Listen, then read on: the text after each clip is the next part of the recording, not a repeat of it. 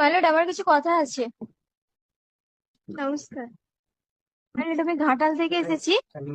তো আমি সব জায়গায় ফেরত হয়ে গেছি, কোথাও আমি বিচার পাচ্ছি না।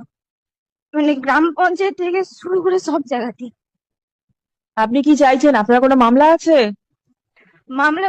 ম্যাডাম, এখানে আমি এসডিও থেকে শুরু করে সব জায়গাতেই মামলা করেছি, কিন্তু কোথাও কিছু রেসপন্স পাচ্ছি না। সবাই বলছে যেহেতু পাকা বাড়ি হয়ে গেছে সেহেতু হাইকোর্টে যেতে হবে।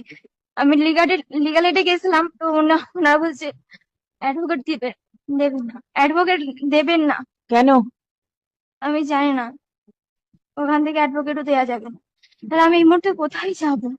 কেন লিগেল এডেতে যান আপনি, ওখান থেকে তো উকিলরা দেবে না কেন? ওরা দিচ্ছে না, বলছে লয়ার কোর্টে মামলা থাকতে হবে তবে আমরা এখান থেকে দেবো। লোয়ার কোর্টে? লয়ার কোর্টে মামলা থাকতে হবে তবে আমরা এখানে দেবো, কিন্তু লয়ার কোর্টে তো মামলা নিচ্ছে না।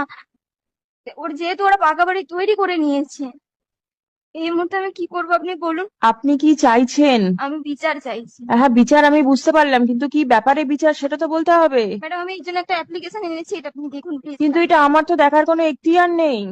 আমি কি করে দেখবো? তাহলে এখন কি করবো?